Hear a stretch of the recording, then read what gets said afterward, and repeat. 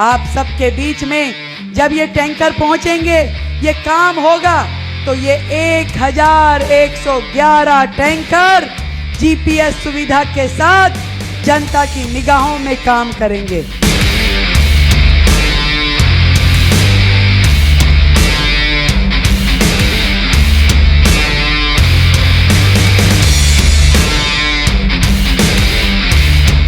दिल्ली में अब नहीं होगी पानी की किल्लत।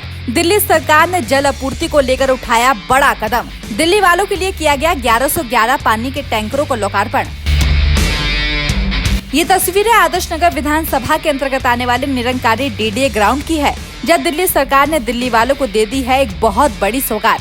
काबिले गौर है कि दिल्ली में हर साल भीषण गर्मी के चलते पानी की किल्लत देखने को मिलती है, लेकिन भाजपा की दिल्ली सरकार ने इससे निजात पाने के लिए ढूंढ लिया एक नया तरीका। पूरी दिल्ली में जल आपूर्ति के लिए खास प्लान बनाया गया है। इसके तहत 1111 पानी के टैंकरों को सीएम रेखा गुप्ता ने हरी झंडी दिखाकर रवाना किया। इस मौके पर दिल्ली सरकार की पूरी कैबिनेट, कई सांसद और आसपास के विधानसभा क्षेत्रों के विधायक और स्थानीय लोग मौजूद रहे। दिल्ली में अब नहीं होगी पानी की कमी। जी हाँ, दिल्ली में जैसे जैसे गर्मी का पारा बढ़ता है, वैसे वैसे दिल्ली के कई इलाकों में और लगभग कई बार पूरी दिल्ली में पानी की किल्लत देखने को मिलती है।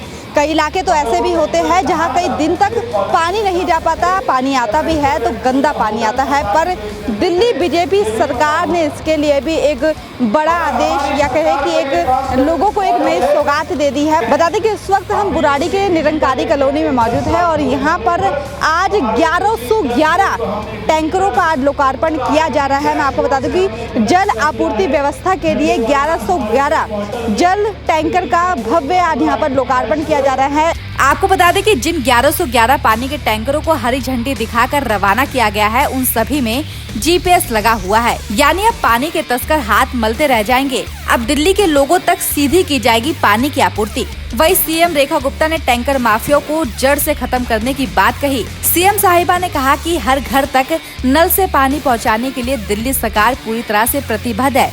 इस मामले में हम जीरो टॉलरेंस की पॉलिसी अपनाएंगे। पूरी दिल्ली का एक लेआउट प्लान बना करके, एक पूरी टाउन प्लानिंग करते हुए हर घर तक नल के माध्यम से जल पहुंचाने का काम क्रमबद्ध तरीके से दिल्ली में किया जाएगा। एक नई सोच, एक नई प्रणाली और नई पारदर्शिता का शुभारंभ अब सरकार के द्वारा किया जा रहा है।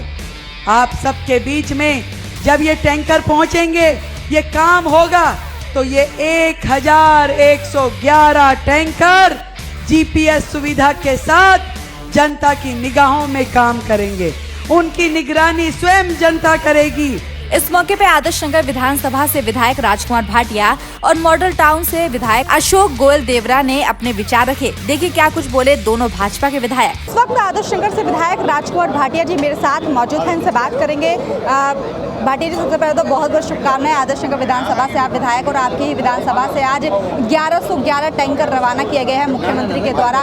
बहुत खुशी का दिन है और जो दिल्ली को पानी की किल्लत झेलनी पड़ती थी, लगता है कि अब वो झेलनी नहीं पड़ेगी।